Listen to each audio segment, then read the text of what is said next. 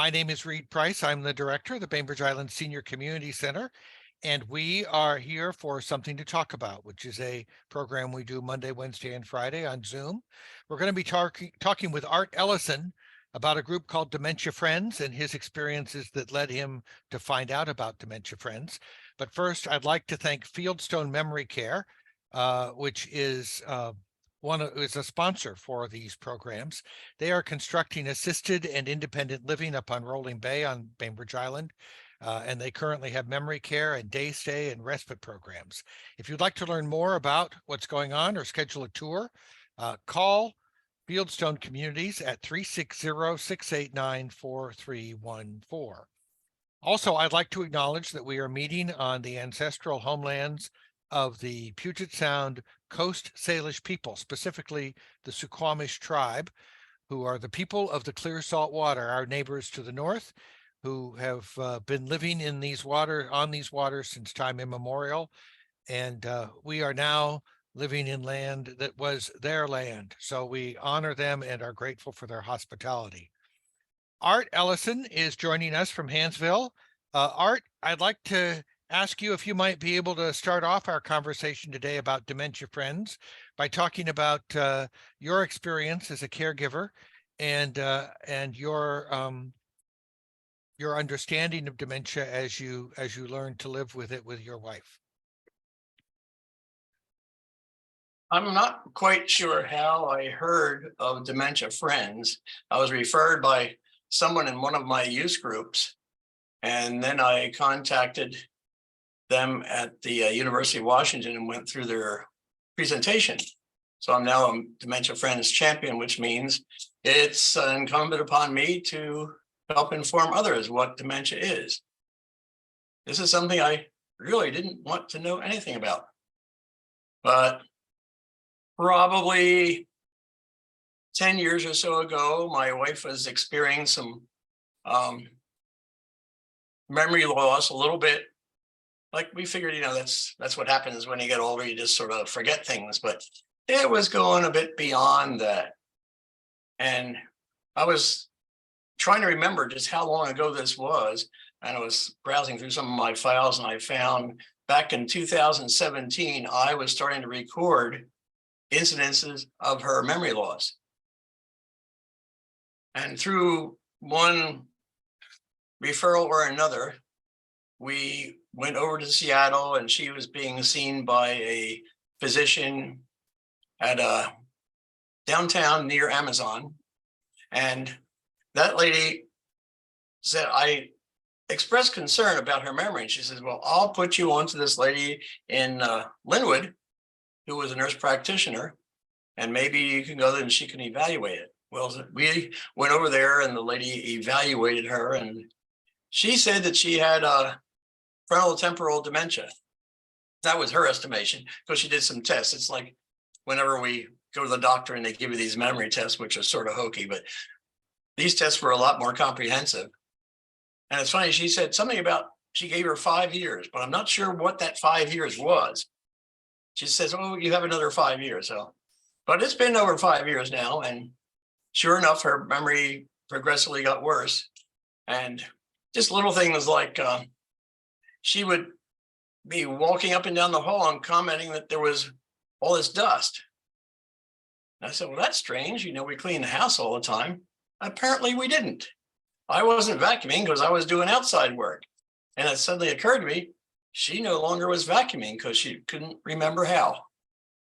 And it was a little thing like that happened. So probably for the last 3 years, I gradually took over everything that she did. She used to help me keep books with the business, but she could no longer balance a checkbook. And pretty soon she started forgetting things like when it's time to cook dinner. She did most of the cooking, but then we'd come up on dinner time and I'd say, what are we having for dinner? And she hadn't thought of it. And pretty soon she was showing signs of not being able to prepare dinner.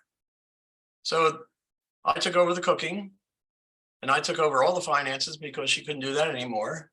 And then I took over the cleaning because she couldn't really do that except occasionally dust things. But I think it was just, she'd start something and then she'd lose her concentration and forget where she was. So, like I said, for the last 3 years, I've done just about everything in the house. And you might think living with someone with memory problems isn't too bad. And I had friends that that's no problem. We'll just come over and sit with her for a couple of hours and you can go out and do things. Now, you just don't understand when you say that. This is not where 2 hours off would give me a break. This is a 24/7 hour job for me. And those people would leave and I'm right back where I was, where this lady I was living with that I've been married to for over 20 years was not really sure who I was, would express surprise when I mentioned that we were married. She would say something like, well, who knows? Why didn't anybody tell me?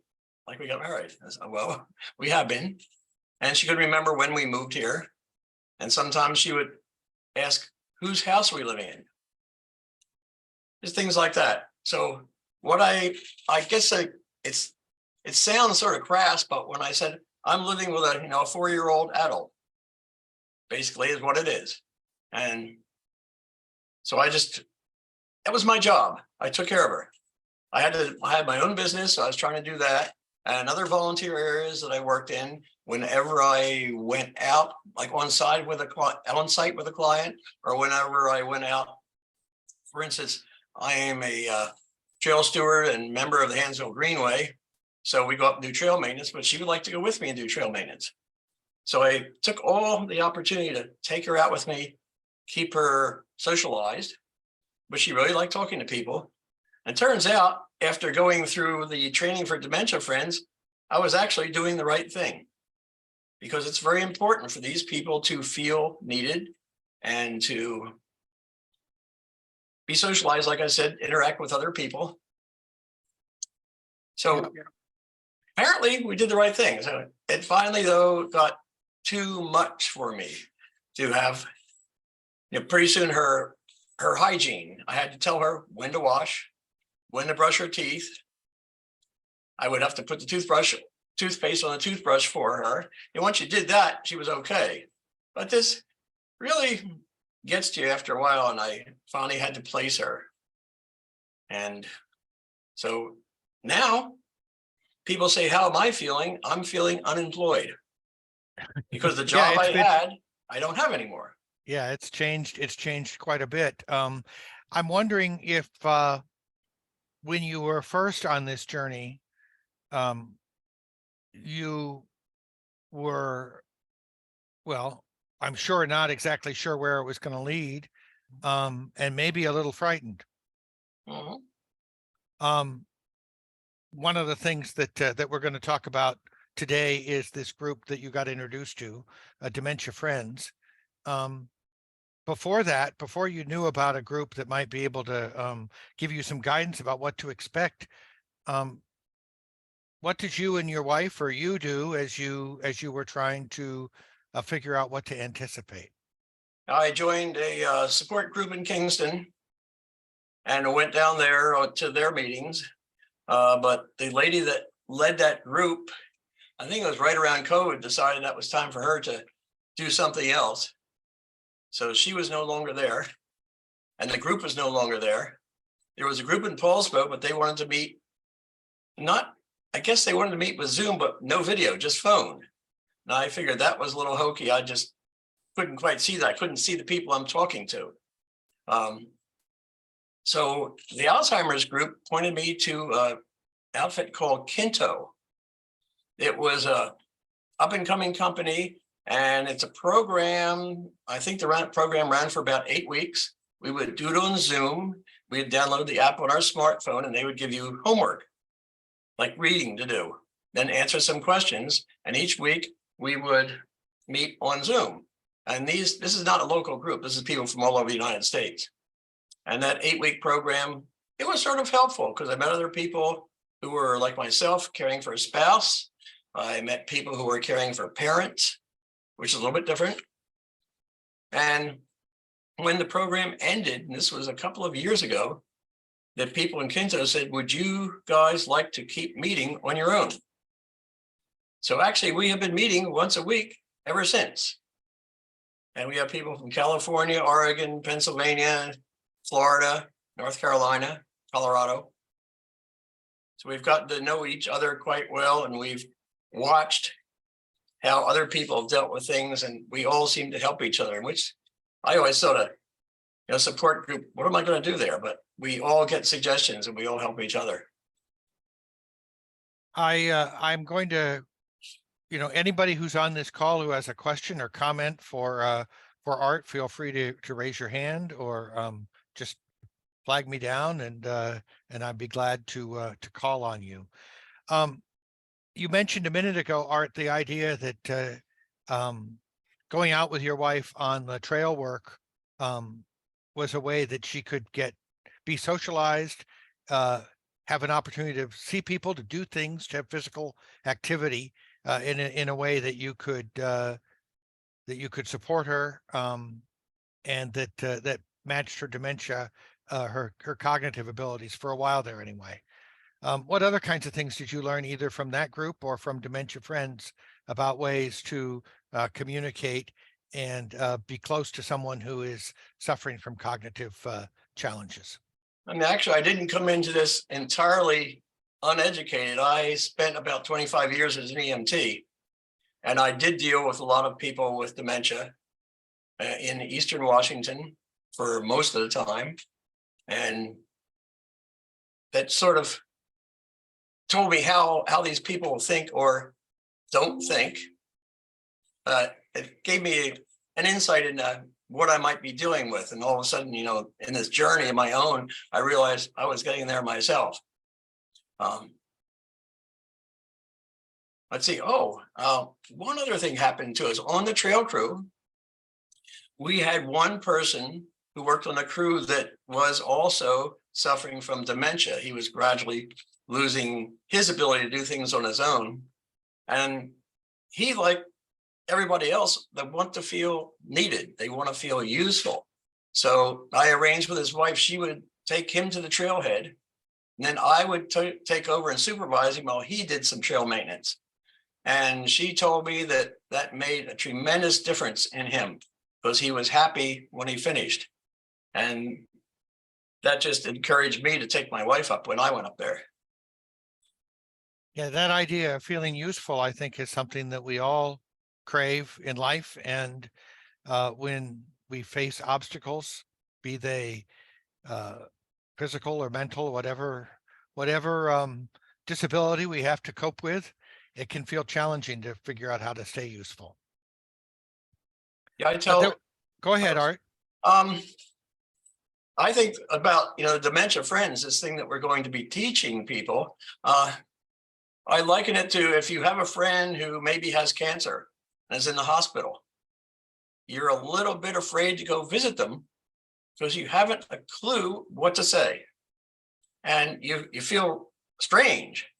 And actually just visiting them makes them feel better. And that's what I'm learning and trying to tell others that this person with dementia isn't defined by their disease. They're actually a real person. They just happen to have a disease. And trying to treat them as normally as possible, I think really makes their journey a little smoother, even though it's a journey we would hate to take ourselves. Yes, as you said, this was not something that you wanted to learn about. Oh. But I think that in the spirit of being useful generally, the idea that we learn how to have conversations and engage people who don't have strong memories is a wonderful skill that we can use. And I think about when I was talking with my mother-in-law who had dementia, that one of the things that you are so used to in conversation is to make reference to things that either happened before or are sort of shared memories, and you can find yourself tripping up on expecting to have a conversation that relates to something else that's outside of the realm of the here and now. And that's to have a conversation with somebody who has cognitive challenges. That right there is a good thing you have to learn, how to talk just in the present or pretty close to the present. That's right. And if you're going to talk about something, do not try to change the subject in the middle. Doesn't work. Don't argue with them. Doesn't work. Don't try to use logic. That doesn't work. In answer to Pam, Yeah, I Pam's will have to asking get- about, Pam I'll is have to get asking that about contact for you. the Kinto Yeah. care coaching. Mhm. And it looks like just a quick search of the web says there's something at kinto.care, kinto.care, KINTO.CARE.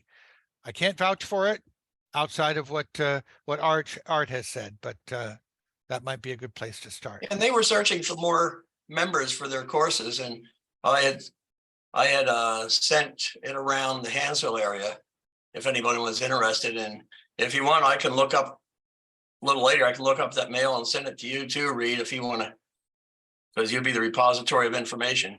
Sure, we're happy to put it as a link. I also see that that Rosalys Peel is here, and Rosalys has taken the time and effort to write a book about her experience with her husband. It's called Mike and Me, and that's another great resource, I think, if you're thinking about what challenges there are when you're living with a partner who is facing dementia of some type or another. And there's a wide variety, as you hinted at, Art, of the ways that that dementia might present. Yeah, and I really wanted somebody to tell me what to expect. Nobody can. Yes, Rosalys. I just wanted to make a comment. Art, I came on a little late. I just finished at the dentist and kind of numb. And even when I took off my screen, that was because I was trying to do something with lunch. But I'm really on as a way to learn from people who have gone through the process and are doing it. I feel so fortunate because now I get to go speak some places because I have the book out. And I can only say it's a continual process of learning what works, It's such a challenge. I did miss the very beginning. Your wife is into it how long now since diagnosis? Since the initial diagnosis, probably about 6 years, but she's been affected, from what I saw, and her son had said, well over 10 years now. Right.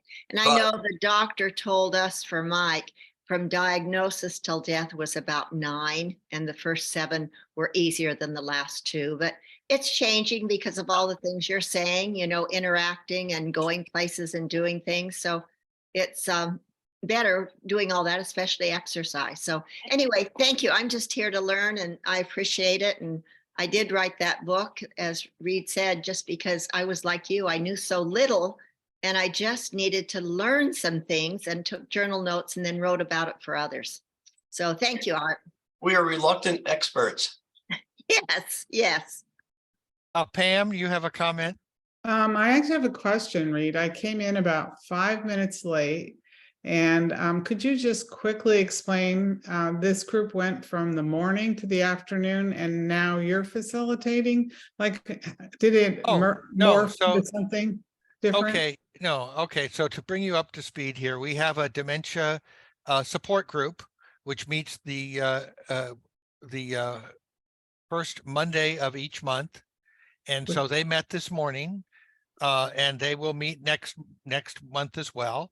And they meet on Zoom and in person. What we're doing today is something to talk about, which is a regular program here at the Senior Center, Monday, Wednesday, and Friday. And Art is here to talk a little bit about Dementia Friends Washington, which is a state group that talks about, that we can talk about right now. And we're going to have a informational session that it will not be public or recorded next week. And Misty, who is here, is going to be the champion that's going to be helping to organize that. Although, Art, are you going to be able to join us as well? I will be there. Okay, so that will be coming up a week from today, from 1 to 2 here at the Senior Center, June 12th. We have a limited number of seats just so that it's a meaningful and private conversation. And that's so you need to pre-register at the Senior Center, calling 206-842-1616. Or if you are a member, you can do it by signing up online. So let's talk a little bit about Dementia Friends. Art, so this group I don't, it's run right in this part of the country out of the University of Washington. But what kinds of support and information does it provide? Well, Missy's been through it too. We're just trying to educate people about what is dementia and sort of explaining how this memory loss takes place, what kind of memories go first and what kind of memories linger, and how you interact with these people. For instance, I would take my wife out for date night, which is Friday night at our local store. Well, pretty soon she didn't remember where we were going until we showed up there. She didn't remember any of the people until she saw them. And when we left, she forgot it all. But she knew that she did something that made her feel good. And that's all we could really hope for. That makes you feel awful because you're out there enjoying yourself and everybody's having a good time. And you know that within 10, 15 minutes, it's going to be gone, except for a good feeling.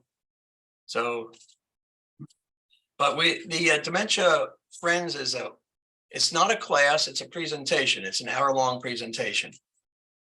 Am I getting it about right, Misty?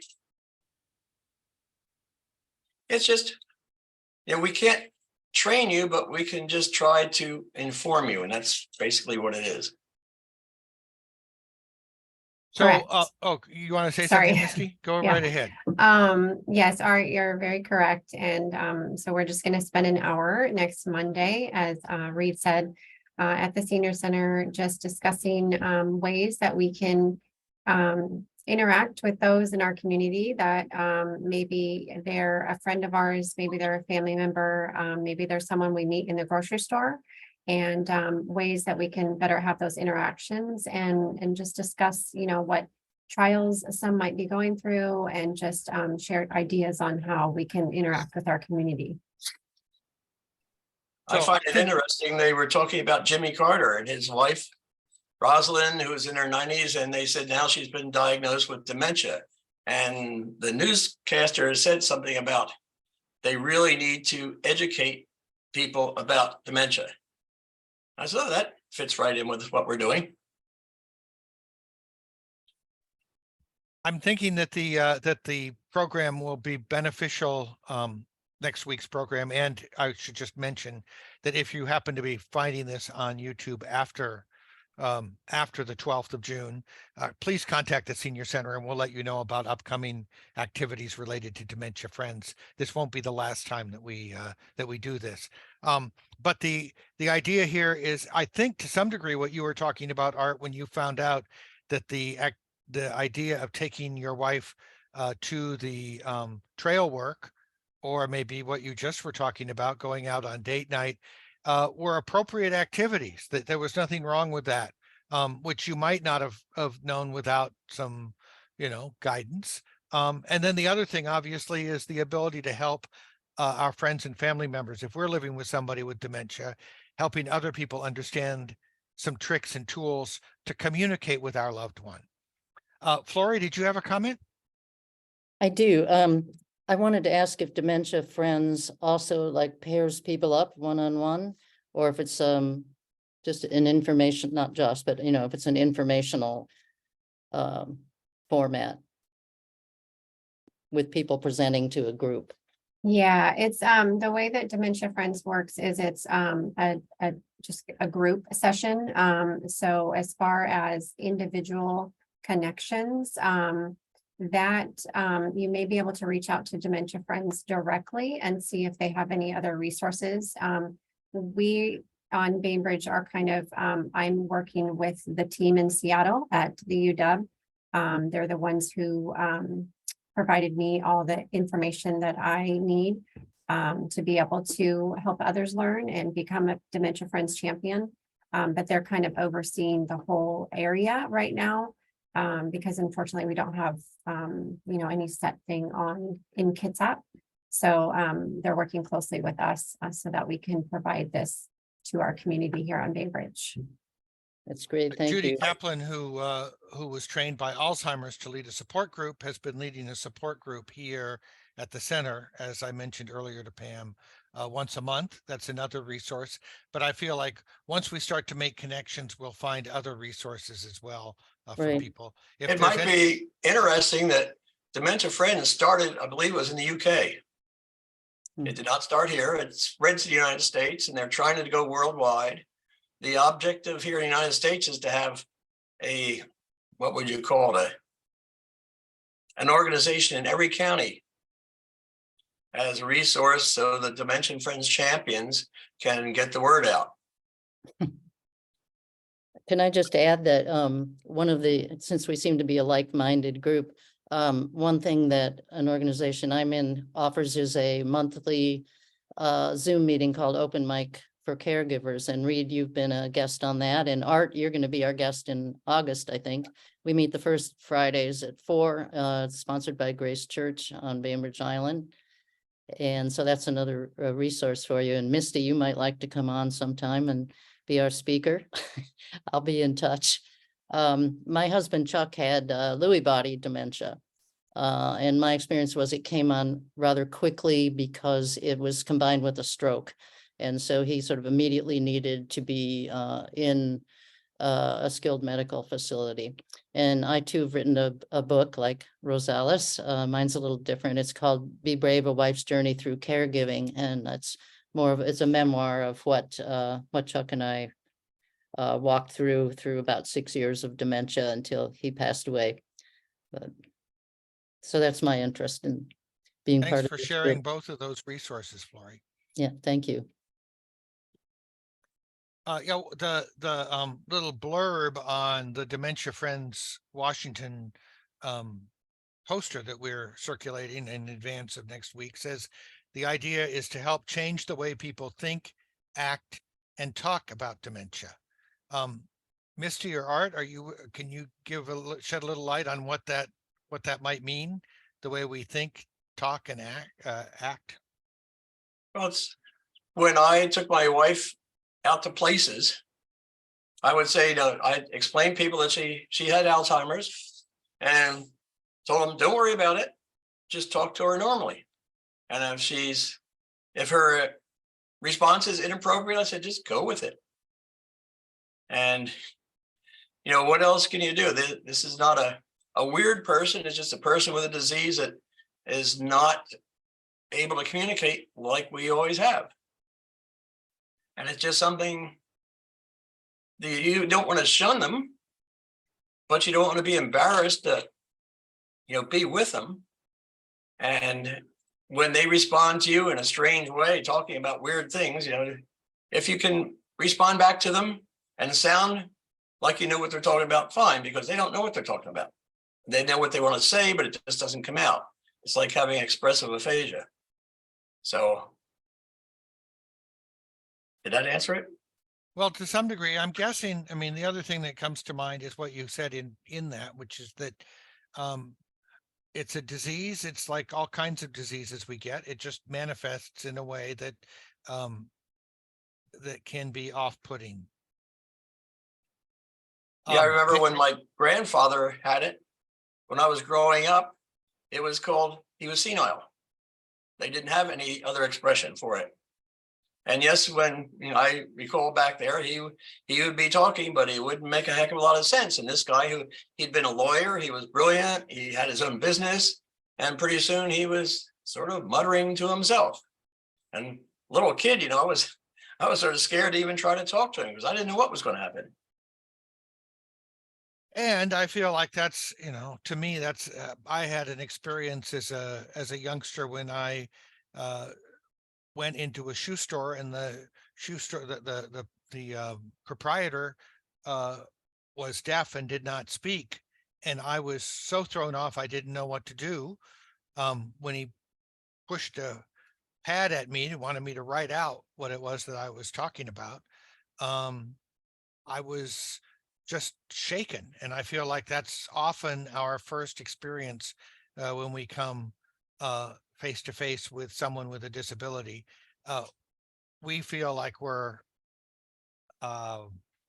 a fish out of water. We're off kilter. And I think that programs like yours or the way that you're talking about this today, Art, helps us remember that that we need to take a deep breath and reach out with compassion and not flee or try to think that there's something that we don't know how to act. Just being present can be a lot of it.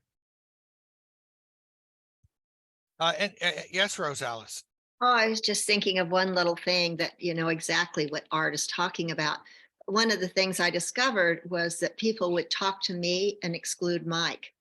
If you're in a group, and it's so easy to do that because the person may not be tracking, they're not conversing. And so I took on the role of including Mike, which made a big difference. And it wasn't too hard to do. You simply have to look to them and say something about, oh, that was kind of funny, or I remember when, and I tell their story for them. And I think if you do that, and then when people are in a wheelchair, it's even worse because they're shorter, they're not as tall as you are in the conversation. But it was just a thing that you sort of figure out how to do. And that makes a huge difference, even if the person's not able to be interacting, just encourage other people by you interacting in that way.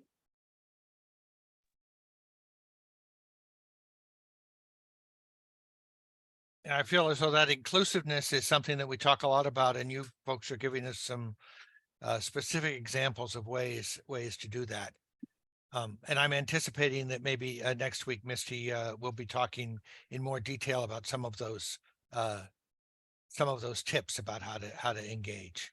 Right. And just, everything everybody has said today has been spot on with what the Dementia Friends group tries to help others, everyone understand and realize is that everybody is their own individual person. And even if, somebody has dementia, there are ways that we can communicate. And so it's that coming together as a community and as those family members and those friends and figuring out the best ways for each person to communicate, and not just with dementia, but we deal with that and just normally as well, right? Our friends, our relatives, our siblings, whatever. And so it's just a lot more discussion about those ways that we can communicate better and just how to help and how to take that extra time to just breathe and know that it's going to be okay. And sure, it might take 5 minutes to get something across or to have a discussion, but there are ways that you can do that. So Yes, Pam. I just wanted to say that we are going through a period, my husband has dementia on top of a brain injury that occurred 10 years ago in a fall on medication. And we're going through a period of time where it's really apparent that certain friends don't want to slow down for Jeff's dementia or his handicap. And so we're starting to navigate socially kind of with people who have built-in compassion and are willing to go to the extra effort and include us, because there are people that, we're at that age where people are traveling and they're running around and doing classes and physical fitness and so on. And Jeff can still do some things, but it's been in a small community, it's been an experience to realize that we have been friends with people who are not interested in slowing down enough to include. So I think that any education that's done in the community might sort of remind people that not everybody is going full speed. That's the only way I can put it right now.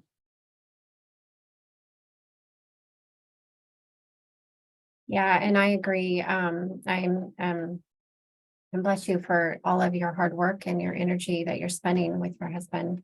I can't imagine how hard that is for you. But I'm very grateful that you're on today and sharing the things that you're going through. That's definitely something that, we will talk more about next week in our presentation. So we'd love to have you if you are available.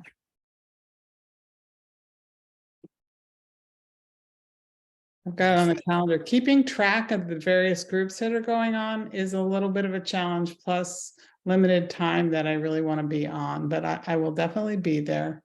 I'll call when we're done here. Yeah. Yeah, that's another, I mean, Art was saying that, a bit of respite when it's possible is not always, I mean, it's, I'm sure something you're grateful for, but it doesn't necessarily move you ahead. You come back to where you left. One other thing I found is everybody has a suggestion. They've heard of these medications, they've heard of these exercises, they've heard of this diet.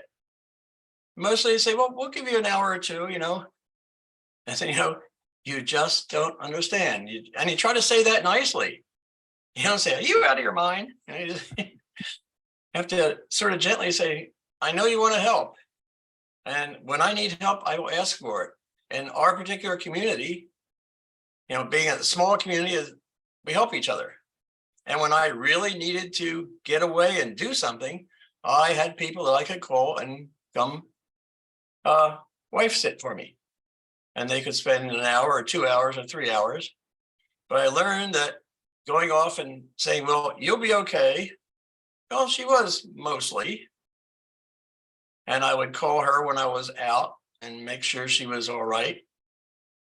But it's funny, some of the times when I called her and I said, well, I'll be home. And she'll say, well, do you know where I am? I said, oh, now we're losing that.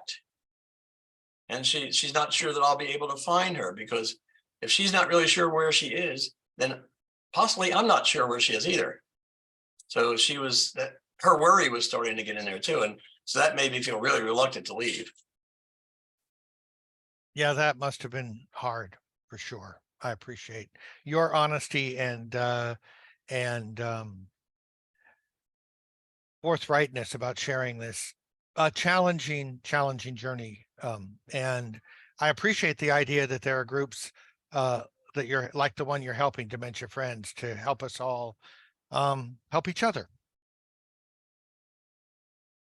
So, yes, Florrie. I just wanted to add to that point that it's really heartbreaking to be connected with someone, the spouse, say, of a person with dementia. It's just a series of losses and lasts. And particularly when, like, my husband was in a nursing facility and people would talk down to him, or they would talk loudly because they assumed he was deaf. And really, I'm the one who's deaf. But I mean, I knew his history. I knew what he'd done. He was a teacher, he was a civil rights activist, and people are talking to him like he's a child. But then there were other people who really did understand that there was a person underneath that facade. This is a different manifestation of the man I married, but he's still the man I love. So, there was no difference in that. It's just, sometimes you have to deal with people like who don't understand. So I applaud Dementia Friends for trying to get that message across, that this is a person not defined by his condition, and please honor and respect him or her. Thank you, Florrie. I think that's a good place to leave it unless anybody else has another comment or question. Again, we have the program next Monday, June 12th from 1 to 2. And if it's full when you watch this, or if you're watching this after the fact, give us a call and we'll let you know about upcoming activities too.